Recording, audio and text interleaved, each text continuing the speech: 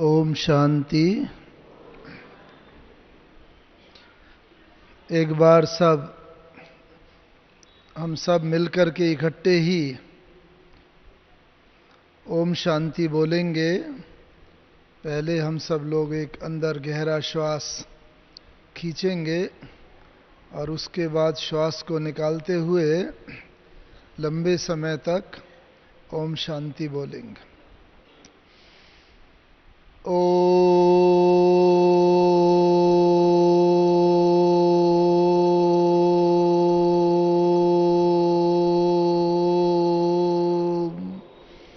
शांति।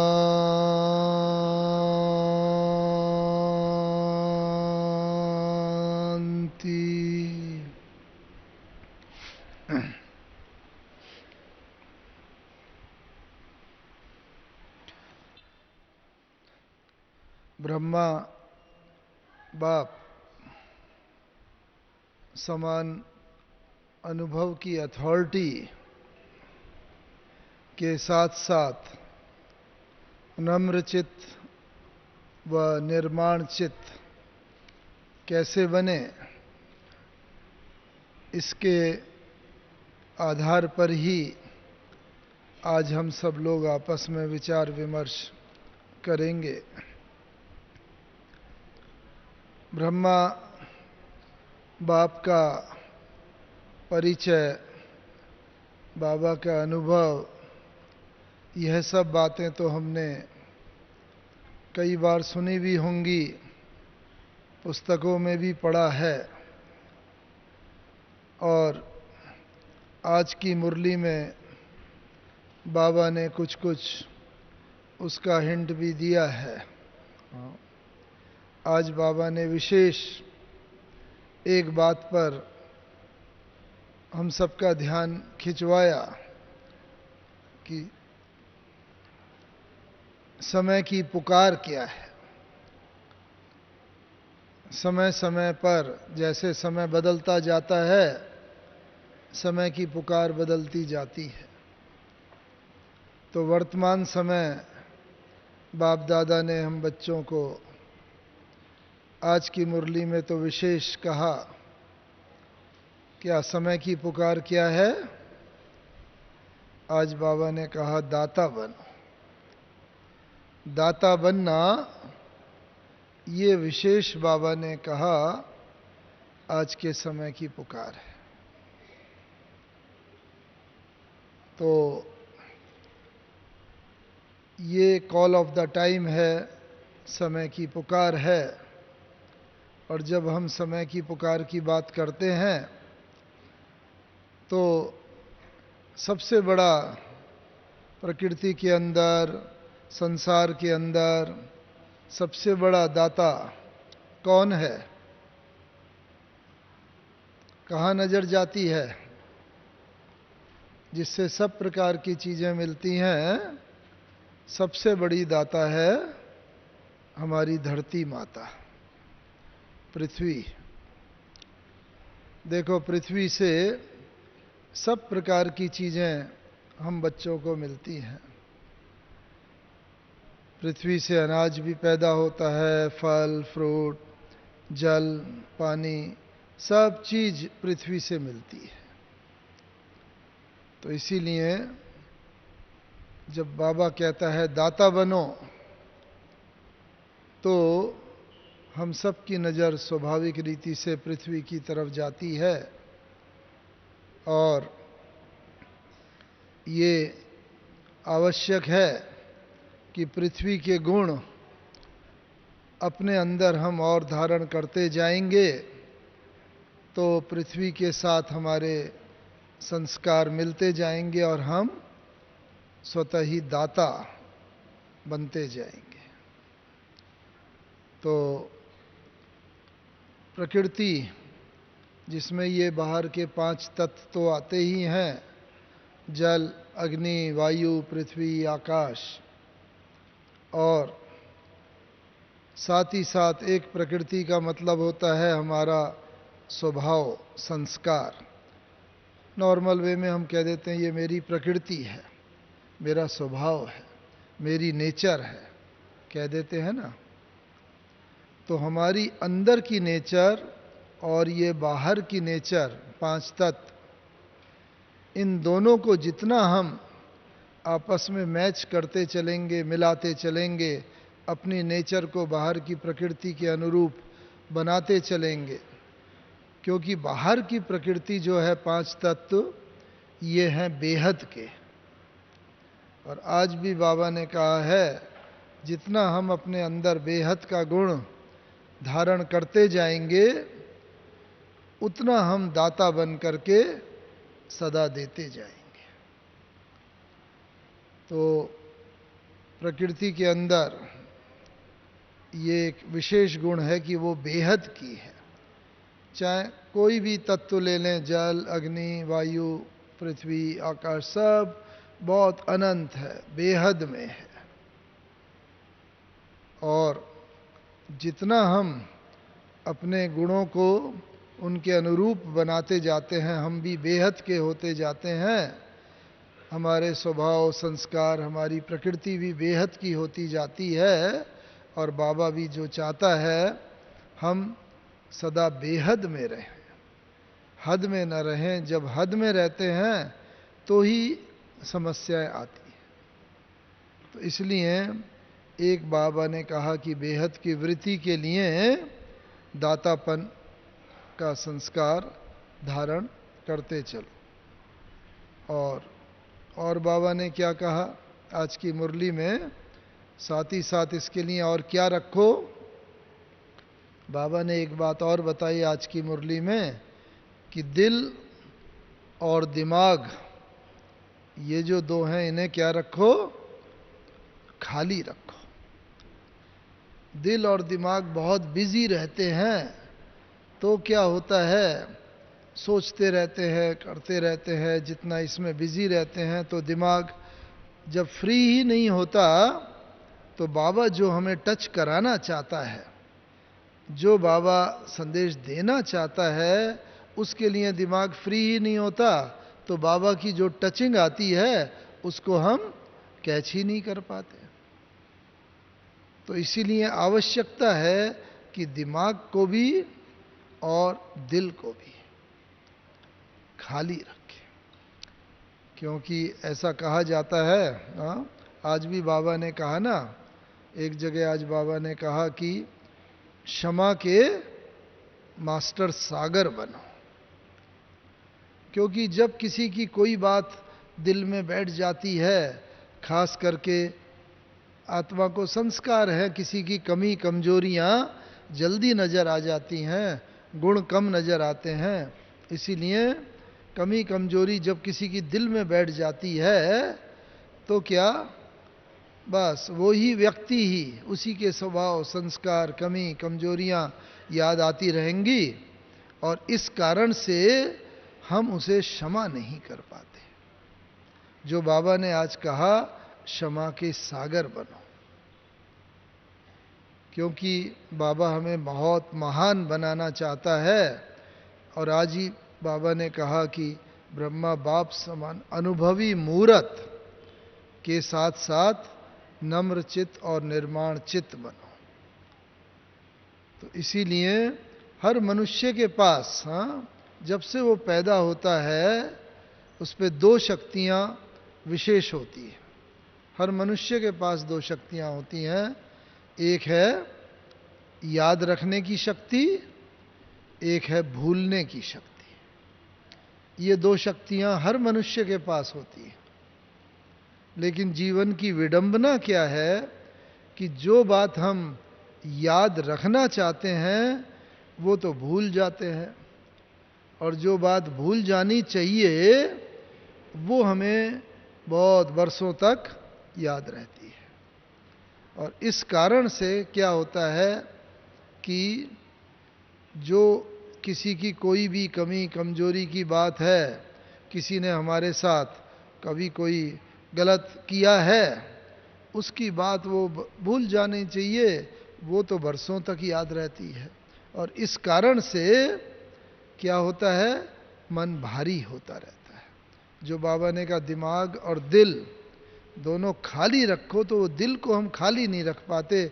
जब भी उस व्यक्ति की याद आएगी, परिस्थिति की याद आएगी, किसी का स्वभाव संस्कार बुद्धि में आएगा, तो बस वो ही बात याद आके बार बार भारी होते रहेंगे और इस कारण से उस बात को भूल नहीं पाते।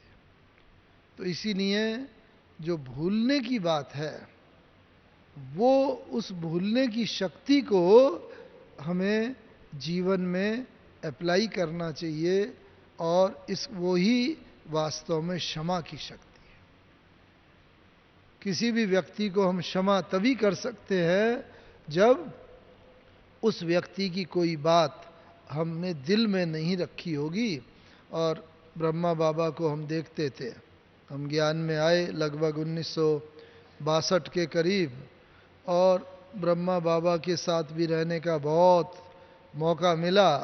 कई बार बाबा के साथ मिले, कानपुर में मिले, दिल्ली में मिले, 2 बार मिले, कानपुर में भी मिले, मधुबन में तो अनेक बार मिले। तो देखा बाबा कैसे अनुभवी मूर्त, और बड़ी से बड़ी भी कोई बात हो जाती थी, कोई घटना हो जाती थी, बस तुरंत ही बाबा ड्रामा की ढाल पर लेकर के उसे उस बात को भूल जाते थे। उस व्यक्ति की, किसी भी व्यक्ति की कोई कमी कमजोरी की बात भूल करके, और जैसे वो घटना हुई नहीं। और इस रीति से बहुत सदा निर्माण चित्त, नम्र चित्त बाबा रहते थे। तो अनुभव कहा ही उसे जाता है जो अपने जीवन में हमने व्यवहार में अनुभव किया हो। और इसीलिए कहा है, पुरानी कहावत है, सभी ने सुनी होगी कि जहां न पहुंचे रवि, वहां आगे क्या है, वहां पहुंचे कवि, और जहां न पहुंचे कवि, वहां पहुंचे अनुभवी। जहां कवि भी अपनी कल्पना से नहीं, वहां अनुभवी तुरंत पहुंच जाता है, क्योंकि जीवन में अनुभव किया हुआ है ना। आपने अनुभव किया है कि भाई रसगुल्ला मीठा होता है। अब आपको कोई कितना भी कन्विंस करने की कोशिश करे, नहीं रसगुल्ला तो नमकीन होता है, कड़वा होता है, आप नहीं मानेंगे, क्योंकि अनुभव किया हुआ है रसगुल्ला मीठा है। इसीलिए अनुभव कभी भी गलत नहीं होता।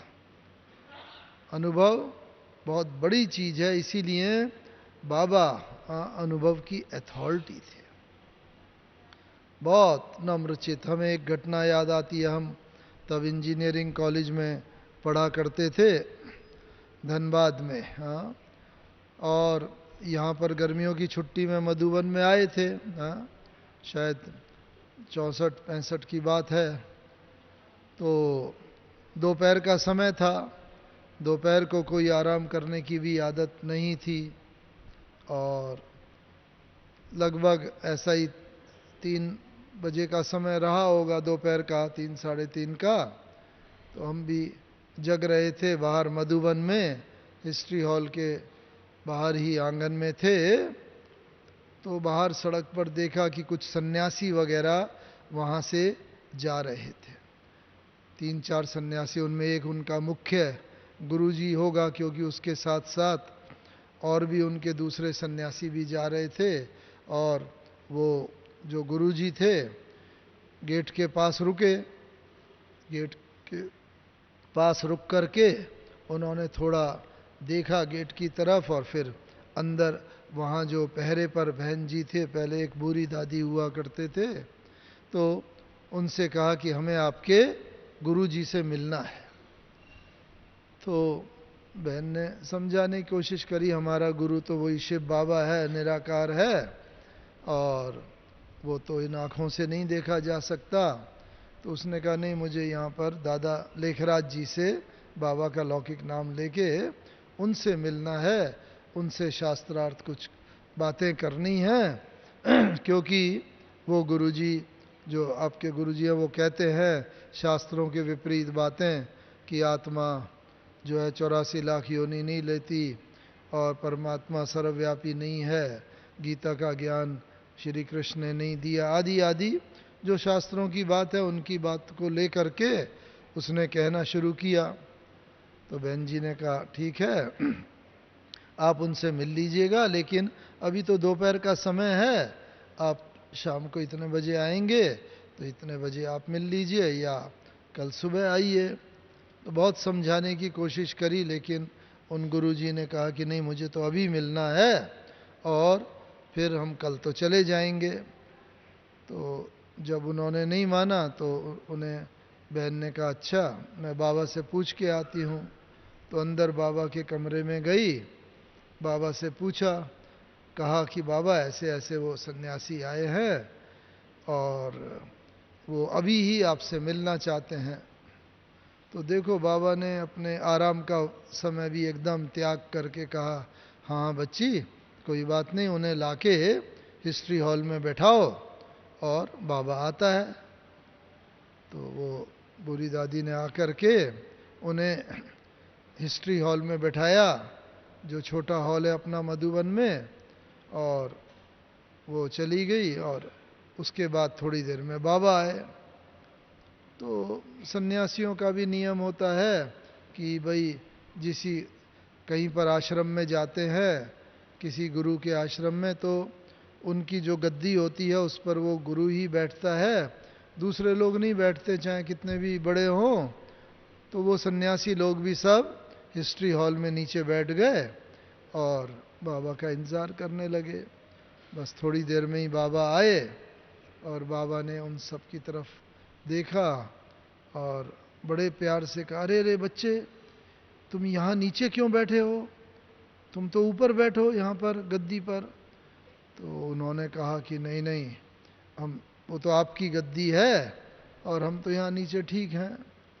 खैर बाबा ने बातचीत में ही पहले जल आदि का पूछ करके पानी वगैरह मंगाया, उन्हें पिलाया, और फिर बाबा ने कहा कि नहीं बच्चे देखो, ये तो ब्रह्मा बाबा ने अपने लिए कहा कि देखो ये तो ना गृहस्थी था और परिवार में था, आप लोगों ने तो अपनी पवित्रता के बल पर भारत को थामा है और ब्रह्मचारी हो, आप लोगों को तो पूरा हम सब नमन करते हैं।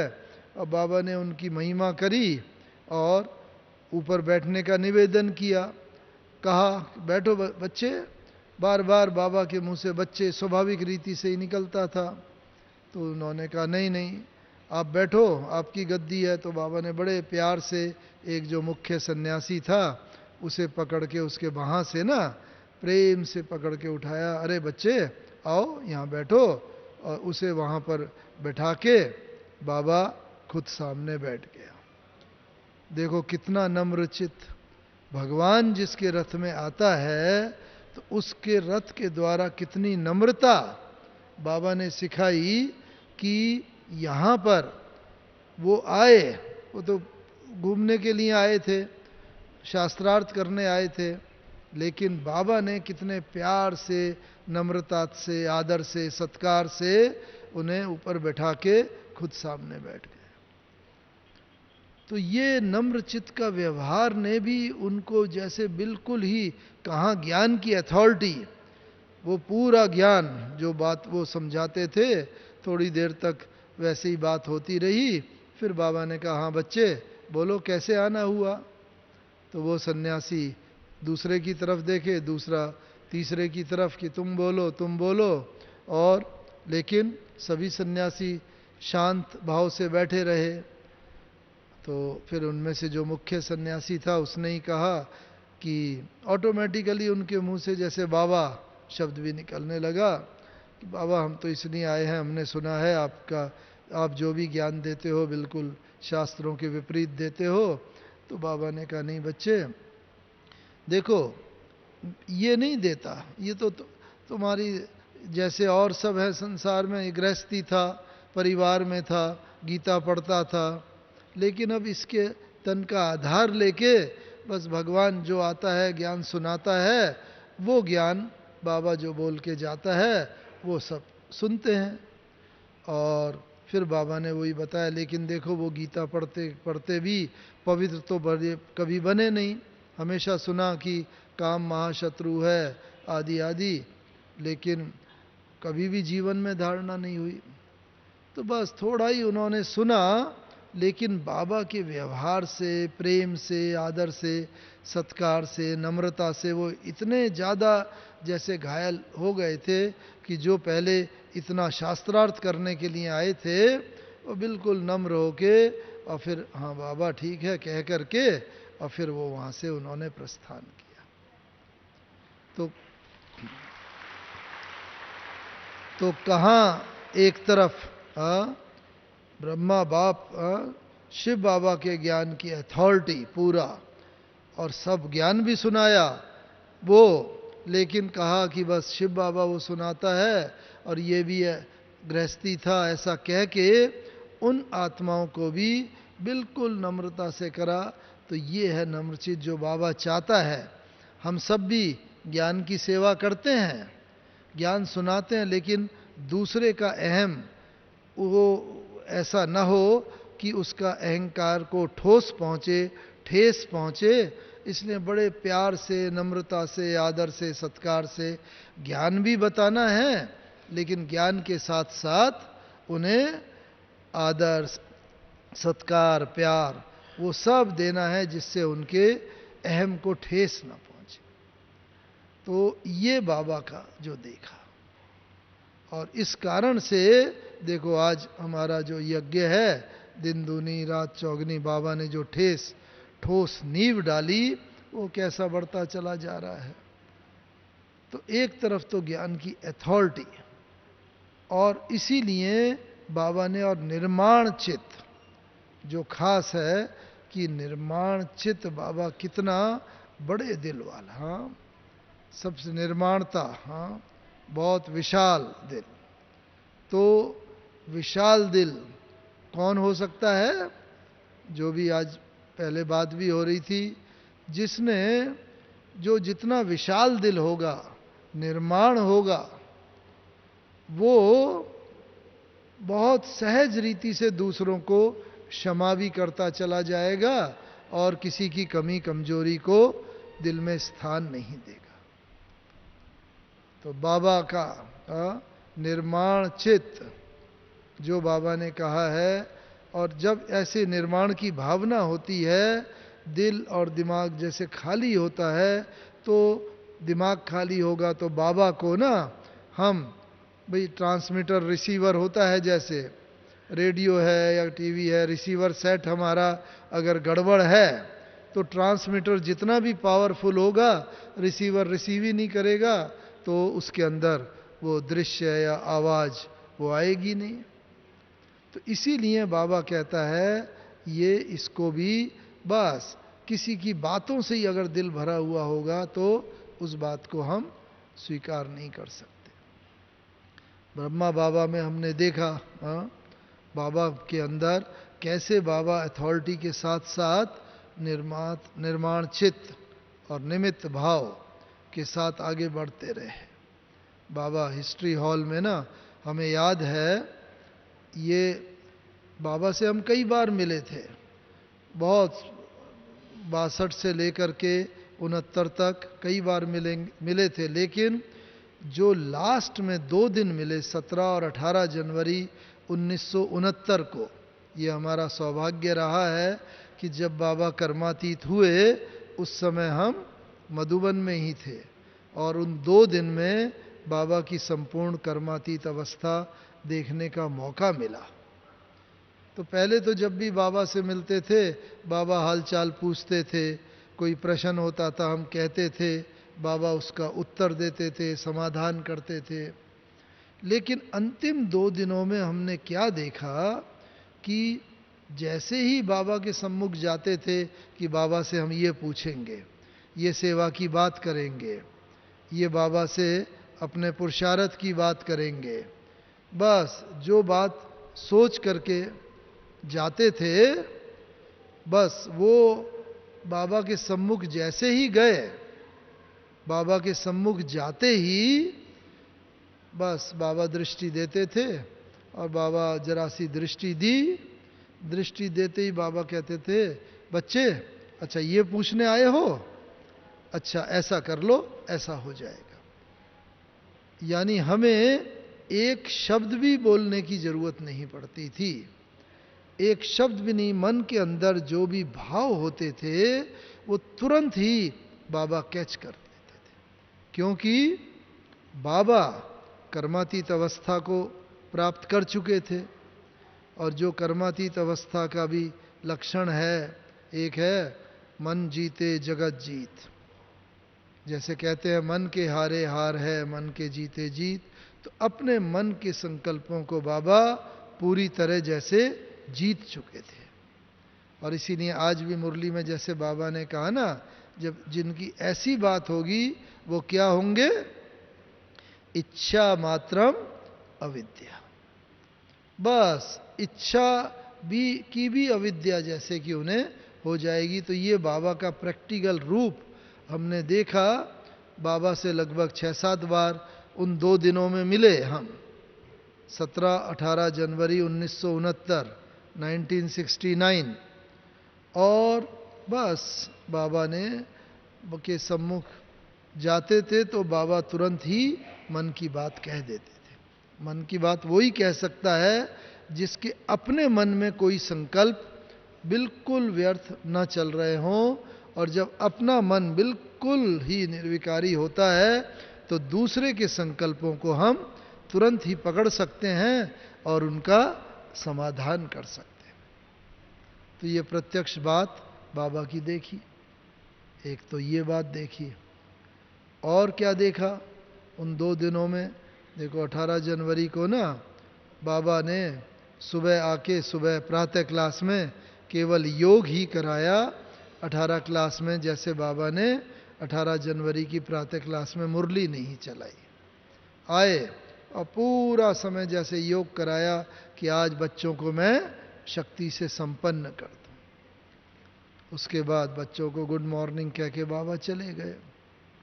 फिर बाबा ने कहा, हाँ, ईशु दादी जो हैं उनको कहा कि भाई आज जितने भी पत्र लिखाने हों, क्योंकि उस समय ईमेल या इंटरनेट ये सब तो कुछ था नहीं, तो पत्र ही ज़्यादातर आते थे।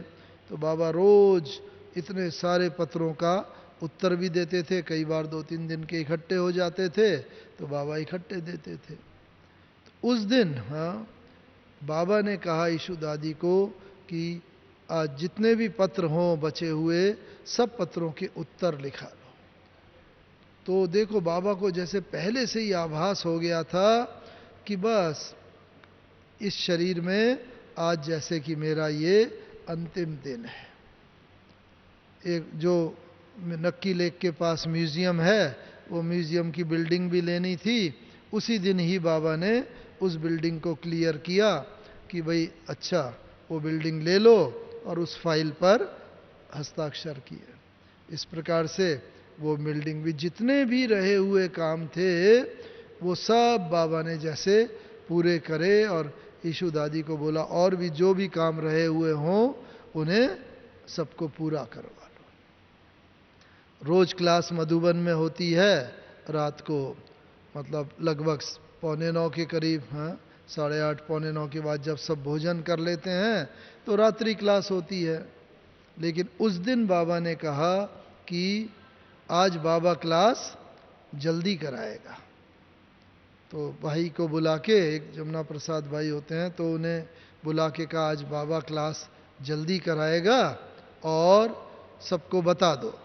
तो पहले क्लास के बाहर 1 घंटा रखा रहता था, उसे बजाया, सब इकट्ठे हो गए तो कहा कि आज बाबा क्लास जल्दी कराएगा, सब भोजन करके 7 बजे तक क्लास में आ जाओ। तो बस सब लोग भोजन आदि करके, क्योंकि बाहर की पार्टियां तो ज़्यादा थी नहीं, केवल हम लोग ही 2-3 लोग थे और बाकी तो मधुबनवासी थे। तो सब भोजन करके आ गए और बाबा भी जैसे 7:30 बजे तक क्लास में आ गए।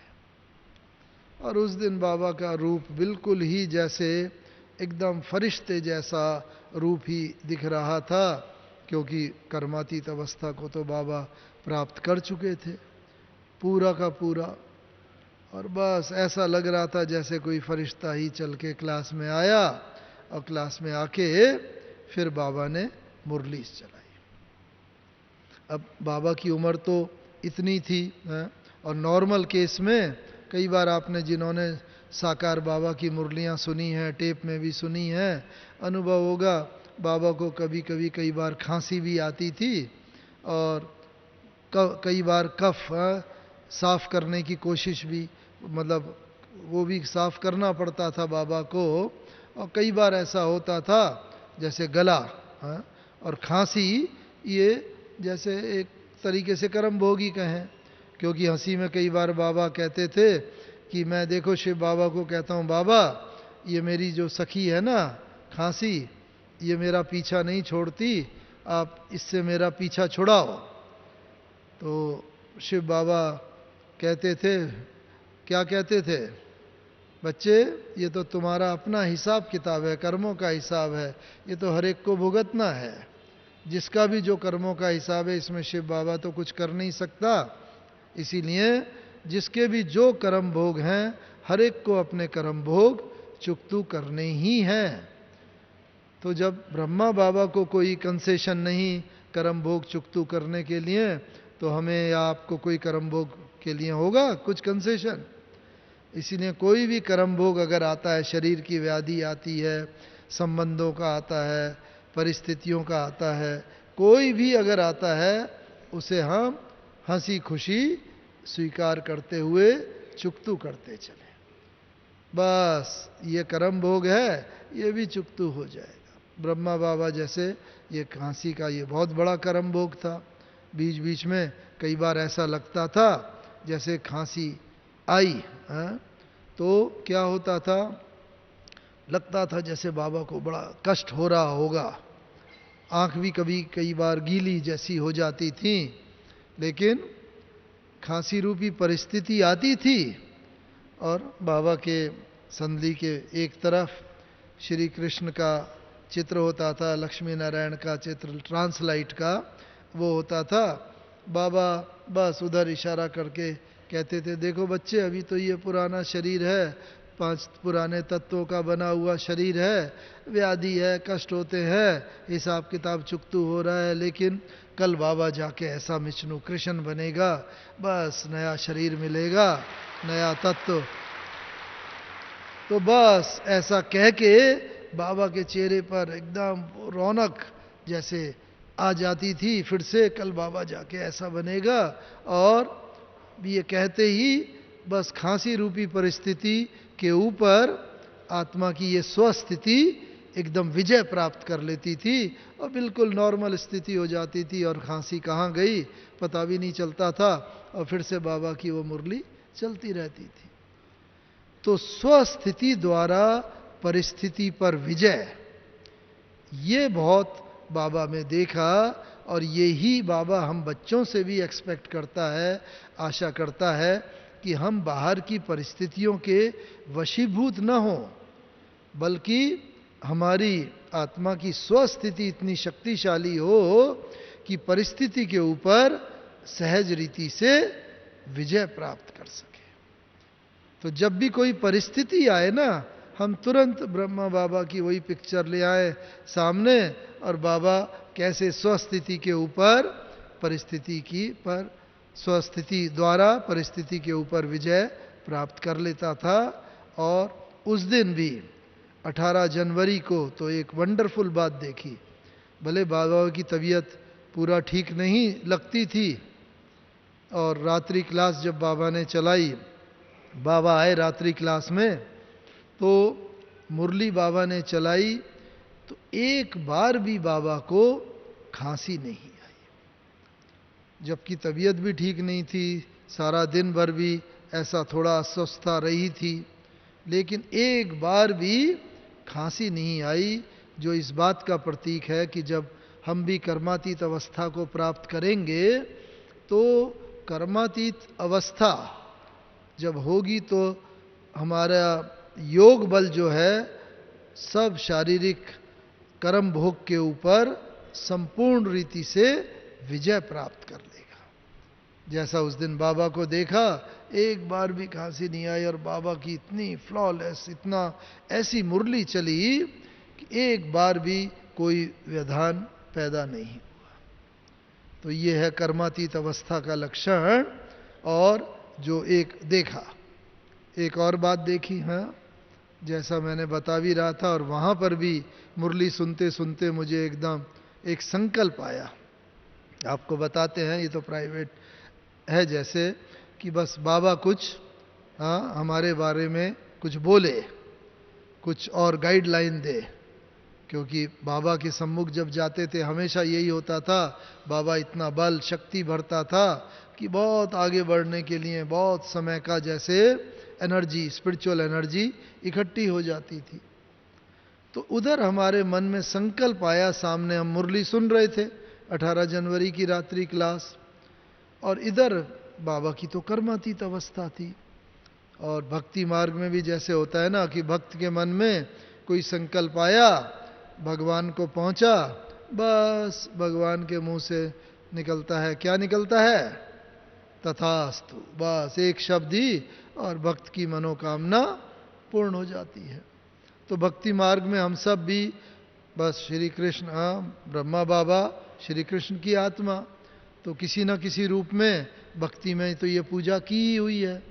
तो बस जैसे ही हमारे मन में संकल्प आया, तुरंत बाबा तक पहुंचा होगा, और बाबा ने तुरंत ही नाम लेके कुछ महावाक्य उच्चार दिए जो हमारे जीवन में आज तक भी वो गाइडलाइन बने हुए हैं। तुरंत कैसे संकल्प करा और तुरंत ही कुछ सेकंड के अंदर वो संकल्प की सिद्धि हुई। तो ये कर्मातीत अवस्था की आत्मा के लक्षण है जो ब्रह्मा बाबा कि जब हम भी कर्मातीत होंगे, मन जीते जगत जीत हमारी भी स्थिति होगी, हमारे सामने भी विश्व की और बहुत आत्माएं आएंगी जो अपने संकल्पों को लेके आएंगी, अपनी इच्छाओं को लेके आएंगी, और बस जैसे ही हमारे सम्मुख आएंगी हम उनकी इच्छाओं को पढ़ के, क्योंकि तब हमारी भी स्थिति अगर ऐसी हुई, मन जीते जगत जीत की हुई, मन के संकल्पों के ऊपर हमने पूरी विजय अगर प्राप्त की होगी, तो हम उनके संकल्पों को पढ़ के तुरंत ही उनका समाधान कर सकेंगे। और तब उनके मुंह से निकलेगा, वाह पाना था सो पा लिया, और क्या बाकी रहा। क्योंकि भक्ति मार्ग में तो यही बहुत बड़ी चीज मानते हैं, साक्षात्कार हो जाए, उनके जो भी इच्छाएं रखी है भगवान पूरी कर रहा है, ऐसा उन्हें अनुभूति होती है। तो हम सबको भी वो यही अनुभव करेंगे कि हाँ यही मेरे इष्ट देव और इष्ट देवियां हैं। जैसा आज भी बाबा ने मुरली में बोला ना कि आप ही इष्ट देव और इष्ट देवियां हो, और दुनिया की आत्माओं की आवाज क्या आपके कानों तक नहीं पहुंचती? वैसे भी कोई आवाज कान पर पहुंचती है, उसके लिए जरूरी है कि आसपास हल्ला गुल्ला ना हो। अगर बहुत हल्ला हो रहा होगा तो कोई व्यक्ति कुछ बात कहेगा भी तो उसकी आवाज सुनाई नहीं देगी। ऐसे ही बाबा ने कई बार कहा है, अभी दुनिया में बहुत दुखी अशांत आत्माएं हैं, आप इष्ट देव इष्ट देवियों को याद कर रही हैं, क्या आपको उनकी आवाज सुनाई नहीं देती? तो हमें अगर उनकी आवाज सुनाई नहीं देती है, इसका कारण है हमारे अपने मन की आवाज, मन के संकल्प बहुत हैं, उनकी आवाज में ही हम जैसे डूबे हुए हैं, खोए हुए हैं। तो हमारे जो भक्त आत्माएं हैं उनकी आवाज हमारे तक नहीं पहुंचती, इसीलिए उनको हमारा साक्षात्कार नहीं होता है। तो अगर हम चाहते हैं कि हम इष्ट देव और इष्ट देवियों का साक्षात्कार हमारे भक्तों को हो, विश्व में जो चारों तरफ हमारे भक्त हैं उनको हो, तो उसके लिए आवश्यक है कि हम उनके दुख की, अशांति की आवाज को सुन के और बस उनको, उनके मन के भावों को पूरा करें। और बाबा भी साक्षात्कार कराएगा हम बच्चों के द्वारा, क्योंकि साक्षात्कार कराने वाला तो शिव बाबा ही है, उसी के पास एक चाबी है। हम बच्चों के पास तो साक्षात्कार की कुंजी है नहीं, लेकिन बाबा हमारे तन और मन का आधार लेकर के उन आत्माओं को दिव्य साक्षात्कार कराएगा। जैसा कि अंत में हमने ब्रह्मा बाबा के सम्मुख भी हमने इस बात को देखा। तो उस समय के लिए अब हम तैयार हो जाए। हमारे द्वारा शिव बाबा तैयार बैठा हुआ है साक्षात्कार कराने के लिए। बस हमें अपना तन और मन, इन दोनों को शुद्ध और पवित्र रखना है। बिल्कुल इनके द्वारा कोई भी विकारी व्यर्थ बातें न हो, और ये तन और मन जितना पवित्र रहेगा उतना उतना बाबा हमारे तन मन का आधार लेके संसार की आत्माओं को साक्षात्कार कराता चलेगा। तो अभी एक ये बात उस दिन देखी। फिर उसके बाद बाबा ने मुरली चलाई। मुरली के बाद बाबा बाहर आए, और बाहर आ करके बस बाबा ने, बाहर आते आते भी बाबा 2-3 बार जैसे रुके और बार बार बच्चों को दृष्टि देते रहे। एक एक बच्चे को बाबा ने दृष्टि दी कि बस आज तो ये मेरा अंतिम साकार मिलन है, और मैं हर बच्चे को एक एक को शक्ति से भरपूर कर दूं। उसके बाद बाबा आए बाहर, और बाबा के मुंह से शब्द निकले, कौन से? अच्छा, बाबा बच्चों से छुट्टी लेता है, विदा लेता है। ये शब्द पहले कभी नहीं निकले बाबा के मुंह से। उस दिन ही बाबा के मुंह से ये निकला कि अच्छा, बाबा बच्चों से छुट्टी लेता है, विदा लेता है। ऐसे हाथ हिलाते हुए बाबा ने छुट्टी ली और अपने कमरे में गए, और कमरे में जा कर के बाबा दादी जी के हाथ में हाथ और नैन मुलाकात करते हुए बाबा ने विदाई ली, देह का त्याग किया। तो ये कर्मातीत अवस्था की आत्मा के ये लक्षण। लेकिन इसके बाद एक आश्चर्य तो हमने उसके बाद देखा। 18 जनवरी की रात को बाबा ने शरीर छोड़ा, अर्ली नाइट में। तो 18 जनवरी की रात भर शरीर रखा रहा। 19 का सारा दिन, 19 की रात, 20 का सारा दिन, 20 की रात, और 21 को भी दोपहर के बाद बाबा का अग्नि संस्कार किया गया। जहाँ वर्तमान समय शांति स्तंभ है, वहाँ पर अग्नि संस्कार किया गया 21 तारीख को। तो लगभग 65 घंटे तक शरीर रखा रहा, लेकिन न तो शरीर काला पड़ा, न शरीर में कोई दुर्गंध आई, और काफ़ी हद तक जैसे शरीर जो है ना, उसमें फ्लेक्सिबिलिटी मौजूद थी एकदम। नहीं तो शरीर जैसी आत्मा जाती है कुछ घंटों में शरीर एकदम अकड़ जाता है। लेकिन बाबा ने प्रकृति के इन 5 तत्वों पर भी, 5 तत्वों का बना ये जो शरीर है, इन 5 तत्वों को भी इतना पवित्र कर लिया था। इन 5 तत्वों पर भी इतनी विजय प्राप्त कर ली थी कि इतने 60-65 घंटे के बाद भी शरीर वैसा ही चमकता रहा, और काफी हद तक उसके अंदर लचकपन रहा। यह है 5 तत्वों पर विजय का प्रतीक बाबा का। तो मन पर तो हमें ये अपने संस्कारों पर तो विजय प्राप्त करनी ही है, पुराने संस्कार। लेकिन इन 5 तत्वों को भी हमें पवित्र बनाना है, और इन पर भी हमें विजय प्राप्त करनी है। और जैसे ब्रह्मा बाबा को आभास हो गया था बस अब मैं जा रहा हूं, ऐसे हमारी भी इच्छा मृत्यु हो। ये नहीं कि कोई प्राकृतिक आपदा आए और या बीमारी के कारण या किसी के कारण हम अपना शरीर छोड़ें, नहीं, बल्कि हम भी जैसे जो मिसाल है ना, तो ऐसे ही हमें इच्छा मृत्यु का वरदान हो। हमें भी लगे हाँ बाबा अब बस इस शरीर के साथ मेरे हिसाब किताब पूरे हुए, और मैं आत्मा आपके पास आ रही हूँ, और इस संकल्प के साथ बस हम भी उड़ जाएं इस शरीर को छोड़ के। ऐसा इच्छा मृत्यु हो, वो है विजयी आत्माओं के प्रतीक। तो उसके लिए हमें क्या करना है कि ये 5 तत्वों के बने हुए शरीर के साथ हमारा ऐसा वो हो, हम भी बाबा की तरह इन 5 तत्वों के बने शरीर पर, 5 तत्वों पर संपूर्ण रीति से विजय प्राप्त कर लें। उसके लिए क्या करना है? ये जो 5 तत्व है ना, इन तत्वों के साथ हमें मित्रता करनी होगी। और ये मित्रता कैसे करेंगे? मित्रता उनके बीच में होती है जिनके स्वभाव संस्कार लगभग एक जैसे होते हैं, मिलते जुलते हैं, उनके बीच में मित्रता होती है। तो हमें भी इन 5 तत्वों के साथ मित्रता करनी है। कैसे करेंगे? मानो जल तत्व है, हाँ, तो बाबा ने कहा है अंत में बहुत जल का बहुत प्रभाव होगा, चारों तरफ सुनामी होगी, बाढ़ होगी, और ऐसे ऐसे जल का प्रकोप होगा, कहीं सूखा होगा, और ये जल भी बहुतों की मृत्यु का कारण बनेगा।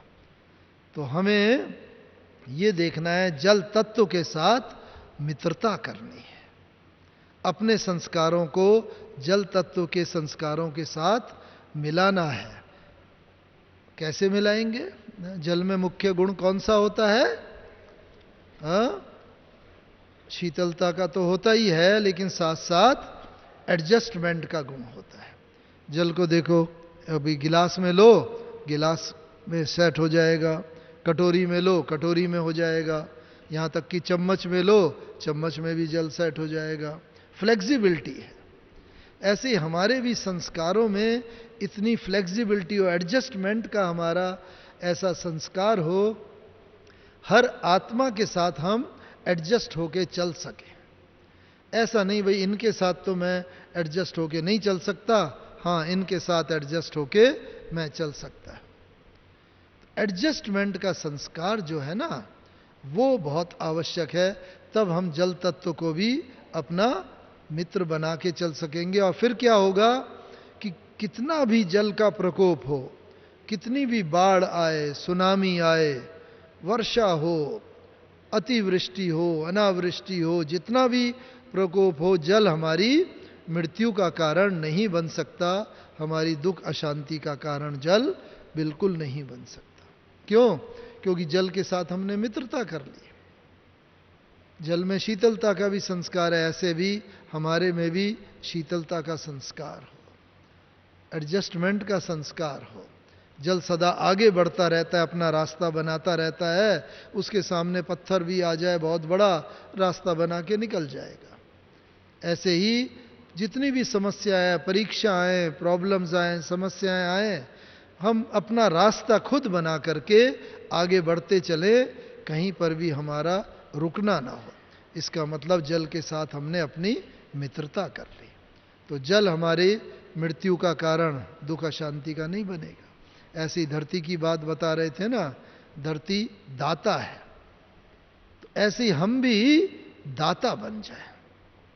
हमारे सम्मुख जो भी आए, आज भी बाबा ने मुरली में बोला ना, दाता बनो, तो कोई भी खाली हाथ ना जाए। जो भी हमारे सम्मुख आए वो हमसे कुछ ले करके जाए। स्थूल चीज अगर होती है उसकी तो लिमिटेशन होती है, हम दे सके न दे सके, खत्म हो जाए। लेकिन प्रेम है, स्नेह है, सहयोग है, सद्भावना है, रिस्पेक्ट है, ये सब जो चीज़ हैं इसमें तो कोई खर्चा होता नहीं। इसीलिए कोई भी आत्मा हमारे सम्मुख आए उसको हम सब प्रकार से ये सहयोग देते हुए इन चीज़ों का दान देते चलेंगे। ये चीज़ तो इसमें तो पैसा कोई खर्चा होता नहीं। तो बस हर एक आत्मा को इन सब सद्भावना का, गुणों का, शक्तियों का, सूक्ष्म चीज़ों का दान करते चलें। कोई भी आत्मा हमारे सम्मुख आए खाली ना जाए। तो जब दाता बन जाएंगे तो क्या होगा कि अंत समय में जितना भी अर्थक्वेक आएगा, भूचाल आएगा, जितना भी अर्थक्वेक, तो धरती हिलेगी, बिल्डिंग गिरेंगी, बहुत कुछ होगा, लेकिन बाबा ने कहा है आपके पैर ऑटोमेटिकली उधर बढ़ेंगे जहां सेफ्टी होगी, और ये धरती कंप, भूकंप वगैरह आपका बाल बांका भी नहीं कर सकता। भगवान बंधा हुआ है अपने बच्चों की रक्षा करने के लिए। बस कंडीशन यही है कि भगवान की ये शक्ति लेने के लिए, बाबा का सहयोग लेने के लिए, बस हमारा जो पूरा है ना दिल दिमाग, वो बाबा की तरफ हो बस। और कोई अंत मते सो गते का जो गायन है, तो अंत में बस और कोई की भी स्मृति ना हो, यही स्मृति हो बस। और बाबा ने कहा है जितना हमारा एक ही स्मृति में रहेंगे उतना ही बाबा का पूरा सहयोग मिलेगा। ऐसे ही वायु का क्या गुण होता है? तीसरा तत्व वायु हर चीज को क्या करती है? हल्का बना के ऊपर उठाती है। पृथ्वी हर चीज को नीचे खींचती है, वायु हर चीज को ऊपर उठाती है, हल्का बना। ऐसे ही हम भी वायु की तरह अगर हल्के रहना सीख जाएंगे, कोई भी परिस्थिति आई, प्रॉब्लम आई, समस्या आई, तो हम भारी ना हो। कई बार भारी हो जाते हैं, किसी से बोलने को दिल नहीं करता, खाने को दिल नहीं करेगा। जब मन भारी हो जाता है ना, बाबा चाहता है ऐसी परिस्थिति कभी ना हो। हम सदा वायु की तरह अगर हल्का रहना सीखेंगे तो क्या होगा? अंत समय जितनी भी प्राकृतिक आपदा वायु के रूप में आएगी, वायु की रफ्तार 250-300 किलोमीटर भी होगी, जितना भी होगा, लेकिन ये पवन जो है, वायु, हवा, हमारी मृत्यु का कारण, विनाश का कारण, समस्या का कारण नहीं बन सकती, क्योंकि वायु की तरह हमने हल्के रहना सीख लिया है। और बाबा ने कहा ब्राह्मण जीवन का श्वास ही है उमंग और उत्साह। तो जैसे श्वास लेते हैं तो वायु को लेते हैं ना, श्वास में वायु लेते हैं, फिर ऑक्सीजन लेते हैं, कार्बन डाइऑक्साइड निकालते हैं। ऐसे ही ब्राह्मण जीवन का हमारा श्वास उमंग उत्साह है।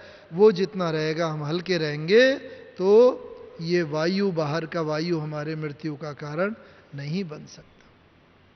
चौथा तत्व है आकाश। बस आकाश में कितनी विशालता होती है, ऐसी हमारा दिल भी एकदम विशाल हो और किसी की कमी कमजोरी का हमारे दिल में कोई स्थान ना रहे। उससे क्या होगा? जैसे ब्रह्मा बाबा का देखा, किसी की भी कोई कमी कमजोरी उनके दिल में नहीं रहती थी, तो आकाश से बिल्कुल हल्के जैसे रह के चलते थे, आकाश तत्व की तरह। तो क्या होता है? तो आकाश मार्ग से आने वाली जितने भी atom bomb, hydrogen bomb, missile, rocket, आकाश क्लाउड बर्स्ट, बादल फटना, पानी सडनली बहुत आता है, उत्तराखंड वगैरह की तरफ भी कितना ऐसा हुआ कई बार। तो ये जो चीज़ें हैं, ये हमारे विनाश का, मृत्यु का कारण नहीं बन सकते, क्योंकि आकाश की तरह विशालता हमने अपने जीवन में अगर धारण कर ली है, आकाश को हमने अपना मित्र बना लिया। और अंतिम पांचवा तत्व है सूर्य, अग्नि। हाँ, सूर्य का क्या होता है? अग्नि का क्या गुण है? अग्नि का विशेष गुण होता है, उसमें जो चीज डालो उसका रूप परिवर्तन हो जाता है। ऐसे ही हमारा भी ज्वालामुखी रूप योग का ऐसा हो, जो बाबा ने बताया, ज्वालामुखी रूप होगा, अग्नि का रूप होगा, तो अंत में बहुत दुखी, अशांत, रोती बिलखती आत्माएं आएंगी। लेकिन हमारा अगर ज्वालामुखी रूप होगा, हमारे सम्मुख रोती हुई आत्मा आए, बाबा ने कहा उसका रूप बदल जाए और वो हंसती हुई चली जाए। अशांत आत्मा आए और हमारे सम्मुख आकर के शांति के सागर में लहराती हुई चली जाए। ये है हमारा अग्नि का रूप, सूर्य का रूप। और इस तरीके से ये पांचों तत्वों को हम लोगों ने जितना भी मित्र बनाया हुआ होगा, तो क्या होगा? हम जब शरीर छोड़ेंगे ना, तो अपनी इच्छा से शरीर छोड़ेंगे। कोई परिस्थिति के कारण, बीमारी के कारण, उनके कारण हमारी मृत्यु नहीं होगी, और उस तरीके से हम विजयी होकर के जाएंगे। और यही हमारी अंतमते सोगते का लक्षण है। और बाबा चाहता है हम उसी अंतिम स्थिति को प्राप्त करते हुए चले। ओम शांति, ओम शांति।